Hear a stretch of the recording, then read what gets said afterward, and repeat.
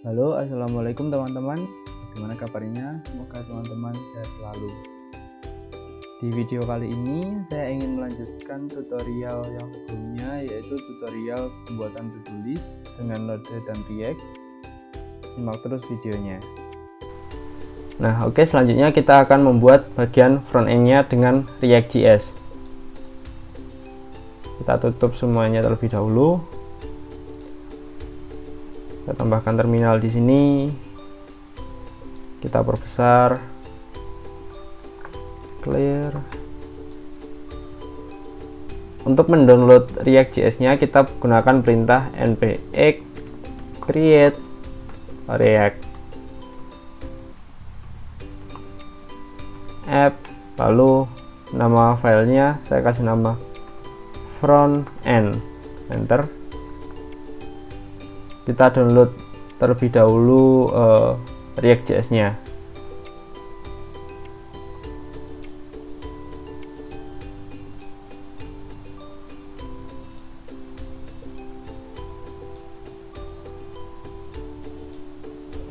Oke, apabila download React-nya sudah berhasil, kita masuk ke folder front end-nya menggunakan cd front end. Oke. Nah, di folder front end ini kita buka src. Nah, kita nanti akan membuat filenya di folder src ini. Kita jalankan terlebih dahulu dengan perintah npm start. Nah, apabila sudah terbuka, maka seperti ini tampilan awal React.js-nya. Selanjutnya kita kembali ke Visual Studio-nya, kita hapus setup test sampai logo.svg ini, hapus, lalu hapus lagi index.css sama app.test ini. Oke, sudah.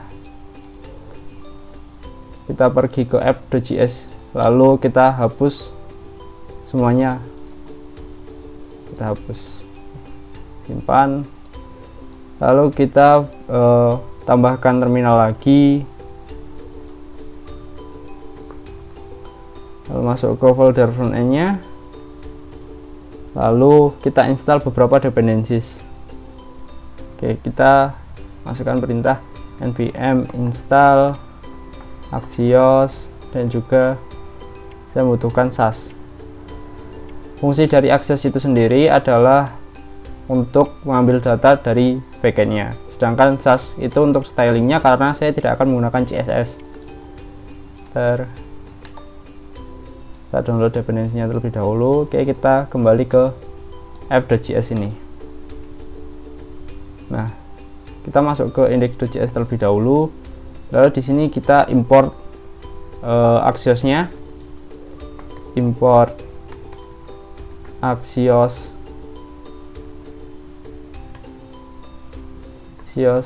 from Axios, lalu tambahkan Axios default with credential sama dengan true. Kita simpan, lalu kita kembali ke app.js. Kita menggunakan perintah ravc. Nah, apabila kita ingin menggunakan perintah seperti itu, kita download terlebih dahulu ekstensi React Snippet. Nah, ini React ES7, React Redux, sama React Native Snippet. Oke. Karena saya menggunakan cons di sini, maka ini menggunakan state hook. Berarti saya perlu import juga use state dan juga use effect. Oke. Sekarang di sini saya ingin menampilkan tulisan hello world. Simpan, kita kembali ke web browser. Ada masalah di index.css dan report web vital. Kita pergi ke index.js, kita hapus index.css dan juga web vitalnya. Ini juga kita hapus. Oke, udah, kita tutup, kita kembali ke browsernya, maka akan tampil hello world. Oke, nah kita buat file styling di dalam src ini terlebih dahulu. style/app.sas. Kita importkan di sini, import style/app.sas. Selanjutnya di sini kita importkan Axios terlebih dahulu. Import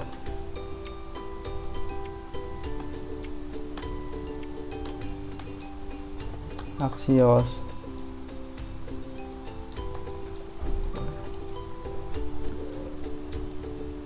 Di sini kita membuat sebuah function lagi, get data same to asynchronous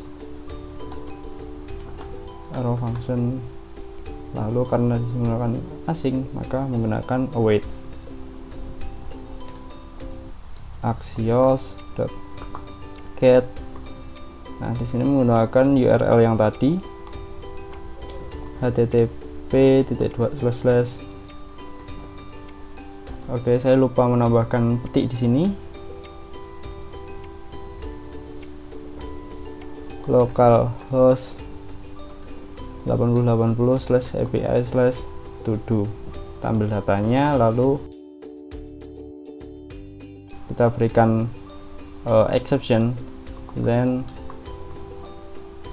res.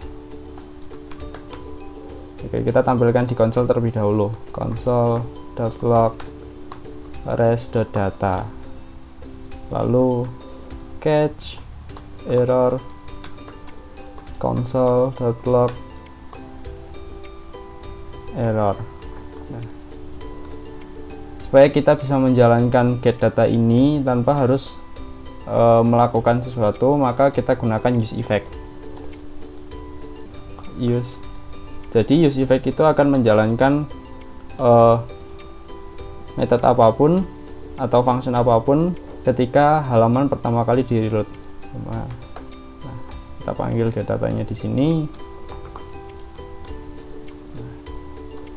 Kita simpan, kembali ke browser, kita inspect.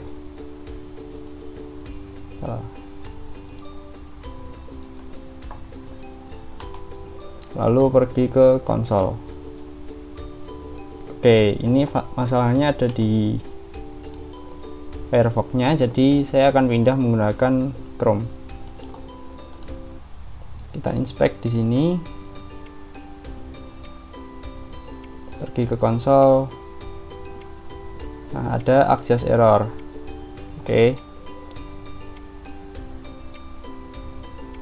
ini masalahnya ada di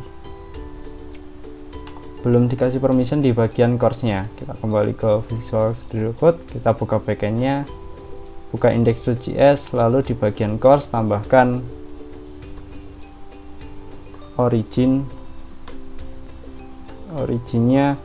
http://localhost 3000.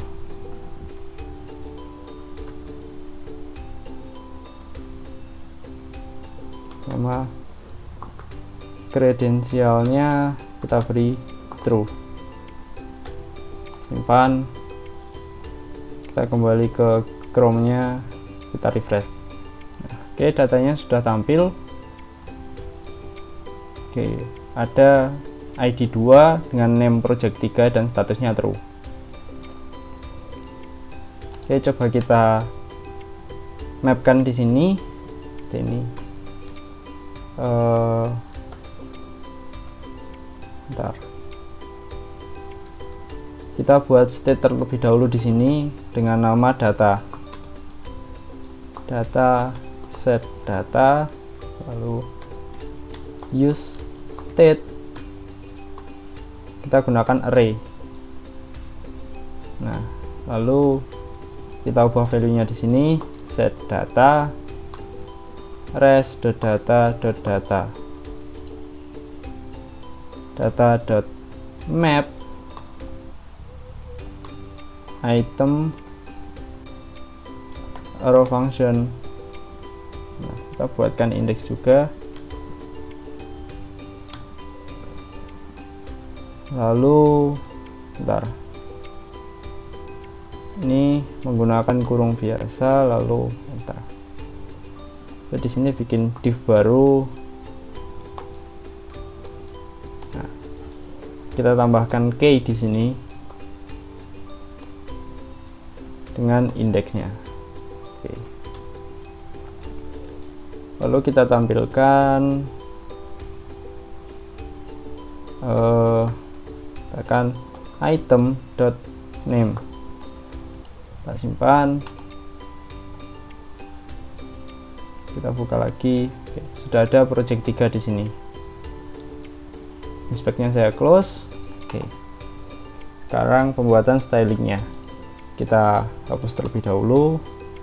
Kita kasih nama di sini class name container. Kita buat div lagi dengan class name content. Nah, lalu di sini kita buat inputan, berarti form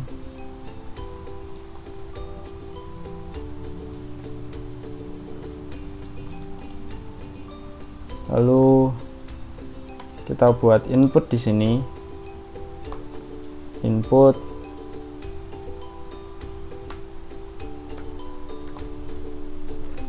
lalu di sini saya juga membuat button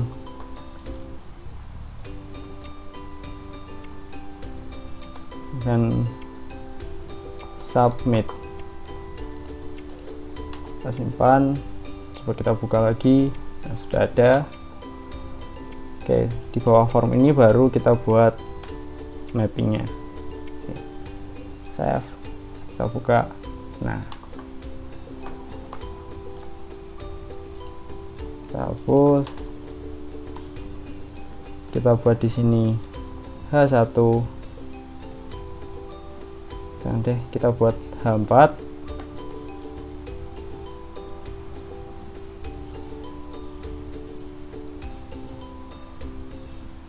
lalu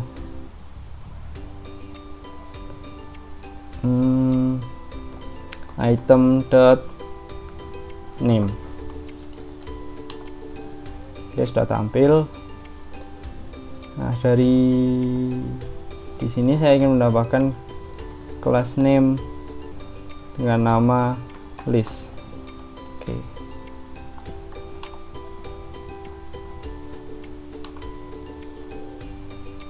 Kita pergi ke app.sass-nya, lalu kita buat class name container. Kita kasih height-nya 100%, width-nya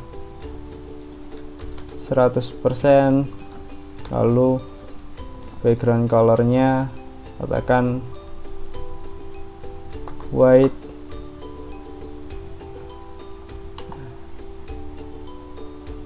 Atau kita ingin membuat jadi abu-abu, seperti tag FA. Kalau kurang bisa tambahkan di sini. Oke, simpan. Nah, lalu di atas sendiri kita tambahkan bintang, lalu margin 0 dan juga paddingnya 0. Untuk apa? Untuk menghilangkan margin ataupun padding yang ada di sini, yang di default dari halamannya. Kita simpan kembali. Nah, sudah hilang.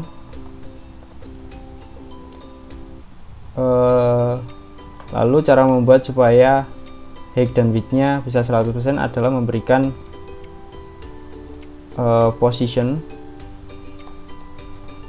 dengan fix, simpan, buka lagi. Nah, sudah full. Lalu di app.js tadi kita menggunakan class name content. Nah, di sini tambahin konten, div content. Kita pengen kontennya ini ada di tengah, display nya flag, marginnya auto, kita simpan. Oke, display flagnya kita komen saja, text align center. Nah, sudah di tengah.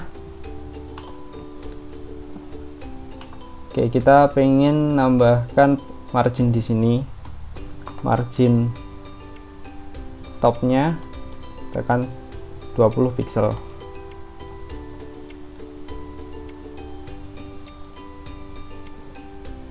Oke, karena tidak bisa maka kita gunakan padding di atasnya di sini.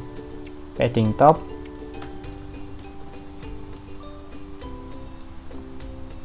top 20 pixel, kita simpan. Nah, ini saya ingin rubah lagi dengan warna biru.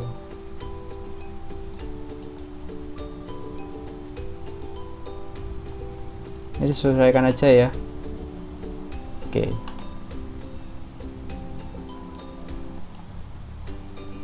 Nah, sudah. Oke, lanjut. Di konten ini saya ingin membuat sebuah card di sini. Kita berikan background color, white, tag white F, lalu dengan opacity-nya 40 kan. Nah, kita kasih weight di sini, katakan 30%. Nah, sudah. Ini kita tambahkan padding di sini, akan 20 pixel. Nah. Oke, selanjutnya kita mau styling form input dan buttonnya. Di input tambahkan placeholder, masukkan plan, lalu di sini saya juga akan membuat untuk menampungkan inputnya const name, set name, tentu use state, embed string. Oke. Nah, di bagian input ini saya tambahkan atribut onChange atau event, lalu arrow function, set name, event.target.value. Lalu saya tambahkan atribut value, awalnya adalah name. Nah, udah. Lalu di bagian form sini saya akan tambahkan juga on submit, itu mengarah ke const add to do, sentuh asynchronous, arrow function. Tambahkan di sini add to do. Di sini kurang event, lalu event dot prevent default.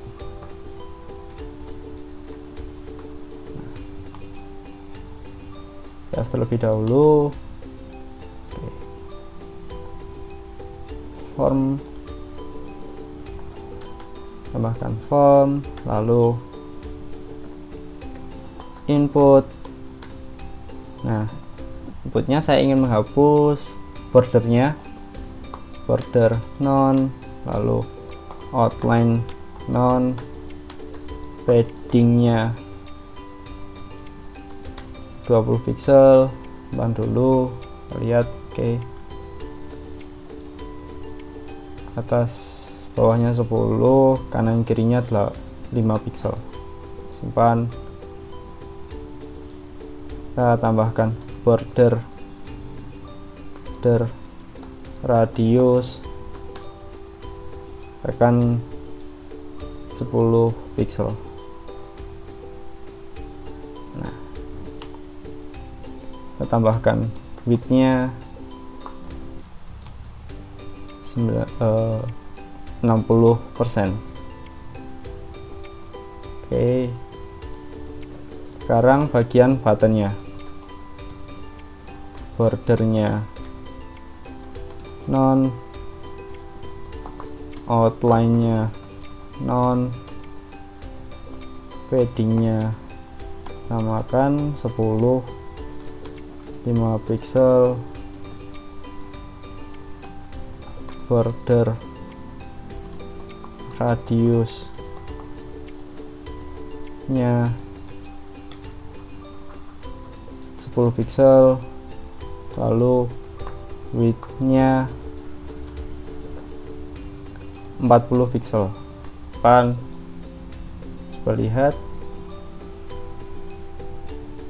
Oke, text align-nya center. Oh, ini salah, 5 pixel. Oke, sudah. Width-nya 40%. Oke, ini saya kurangi jadi 30. Oke, sudah. Dan margin left nya 10 pixel. Sudah, lanjut ke card bagian projectnya.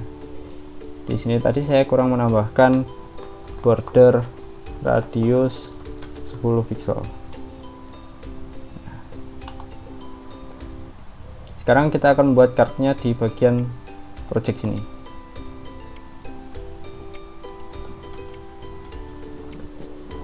Di list. Oke, kita berikan width-nya 100%, back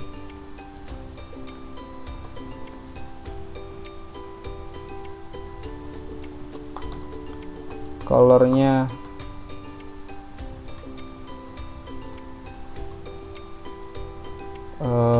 50. Kita lihat terlebih dahulu. Oke, bentar, ini saya hapus saja, lalu di bagian formnya sini saya tambahkan display flag dan juga justify containnya space between. Bentar. Oke. Nah, sudah.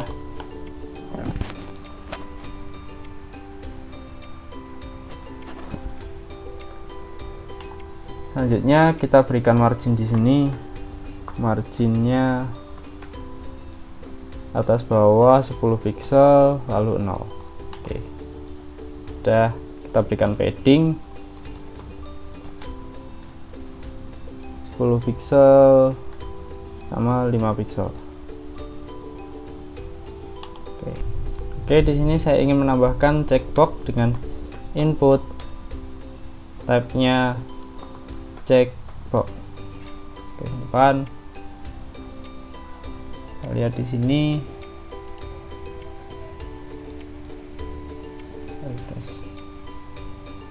Nah, checkbox-nya sudah tampil.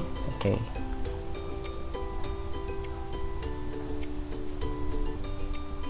Nah, selanjutnya ingin membuat styling untuk checkbox-nya. Oke, di sini buat untuk input dan H4. Tambahkan di sini display-nya flag, kemudian flag direction-nya row dan juga justify kontennya space between, depan buka lagi. Nah, sudah. Lalu kita tambahkan checked, kita ambil datanya dari item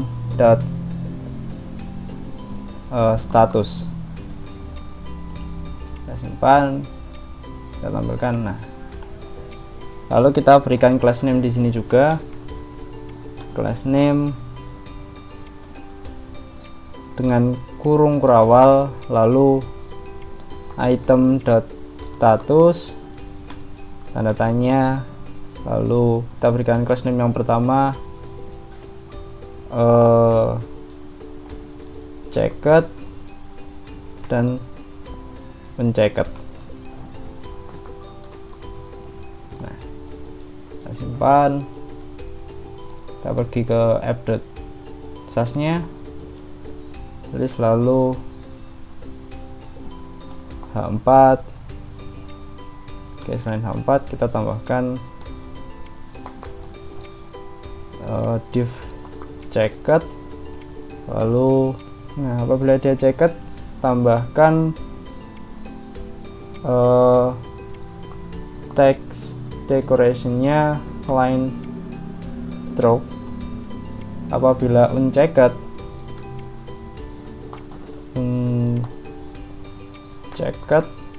berarti text decoration-nya none. Kan kita coba buka. Nah, sudah. Nah, berarti di bagian input ini saya tambahkan on click. Oke, kita tambahkan kurung kurawal, lalu kita berikan ini, lalu kita tambahkan edit status. Oke. Nah, di bagian sini tambahkan const edit status dengan asynchronous event. Oke, sementara ini dulu. Jadi saya ingin ketika dia edit status atau ketika ininya di unchecklist, maka dia akan mengirimkan ke backend untuk merubah statusnya menjadi false. Di sini melakukan edit status. Nah, oke, saya lanjutkan. Hapus dulu, lalu kurung kurawal, edit statusnya. Lalu di sini karena yang dari edit status ini cuma berupa event, maka saya perlu mengirimkan ID-nya. Lalu ID-nya saya simpan sementara di state. Const ID edit, set ID edit, tentu use state empty string, dan juga const status edit, set status edit, lalu use state empty string juga. Oke, lalu di sini saya set ID editnya dengan item.id-nya.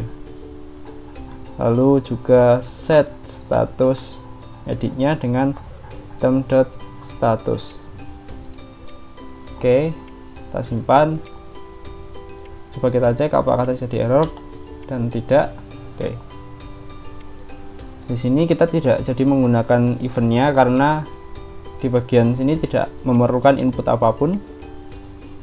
Kita hapus, lalu await axios.get API-nya kita menggunakan petik yang ini karena kita akan menambahkan ID-nya http://localhost 8080/API/todo, $, kurung kurawal, kita panggil ID editnya, ID edit, status, lalu not status edit. Oke. Atau dari sini kita bisa langsung kirim not status. Oke, seperti ini aja. Di sini menggunakan status edit. Lalu kita butuh exception-nya, result, ketika di res ini kita butuhkan console.log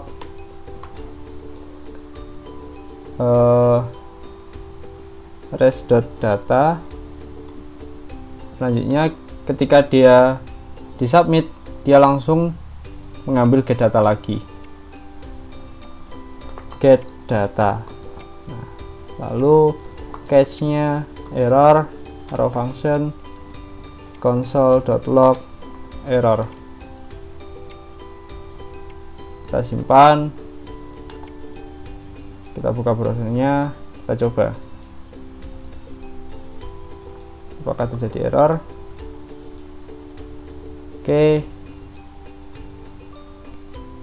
Oke, tadi terjadi error karena di sininya tadi saya menggunakan get, bukan yang seharusnya menggunakan put. Oke, sekarang sudah bisa berjalan. Oke. Nah, sudah.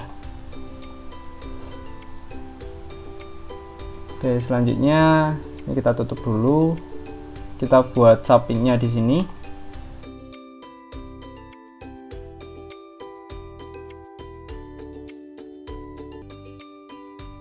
Kita buat submit-nya. Oke. Await axios.post http:// kita lupa petik. Oke. Localhost 8080/api/todo,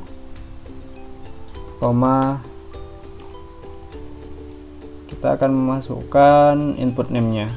Oke, di sini ada name, sudah name dengan name. Oke. Then result, langsung aja get data, lalu cache-nya error console.log error. Oke, coba project 1 submit. Nah, project satunya akan langsung tampil di sini. Project 4 tampil. Nah, saya ingin mengurutkan dari 1 sampai 4. Berarti di bagian get data ini kita tambahkan .sort A sampai Z, lalu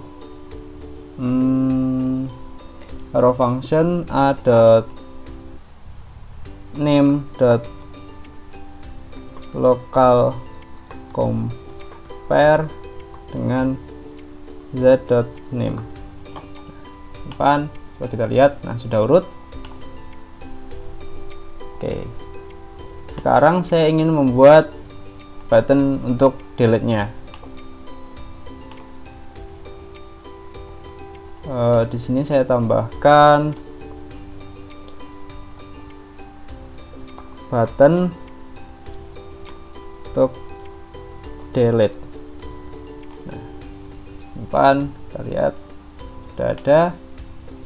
Oke, bagian button dan juga input checkbox-nya saya bikinkan div tersendiri. Div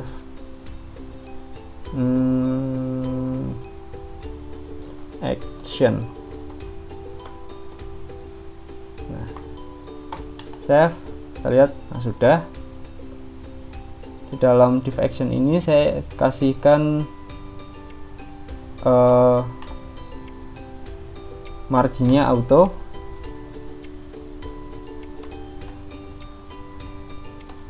marginnya auto 0, display flag directionnya row. Nah, sudah sejajar. Lalu saya tambahkan di bagian input memiliki margin left right nya 5 pixel. Kita tambahkan height nya 10 pixel sama width nya 10 pixel. Simpan. Kita tambahkan 30, kebesaran 20. Nah, sudah. Lalu di bagian buttonnya, bordernya none, lalu background colornya kita gunakan yang ini, tag. Setelah itu tambah lebih pertebal saja, terus gini, gunakan colornya white, lalu paddingnya 5 pixel 3 pixel. Lihat, nah, sudah. Apabila sudah cukup, kita lanjutkan untuk delete nya. Kita tambahkan on click di sini, lalu arrow function delete to do. Nah, kita buat fungsinya di sini, delete const delete to do send to asynchronous id arrow function. Nah, di sini saya tambahkan item.id karena kita membutuhkan ID-nya untuk mengetahui mana yang perlu dihapus. Lalu karena menggunakan asynchronous, maka menggunakan await api axios delete http://localhost, tambahkan petik 8080/api/todo tambah ID. Nah, then respond console.log res.message catch res.data.message catch-nya error console.log error. Simpan. Coba kita jalankan. Project 4 ingin saya hapus, delete. Oke, saya lupa menambahkan di sini get data. Nah, simpan. Nah, project 4 kita hapus lagi. Nah, sudah berjalan. Kita di checkbox. Oke, sudah.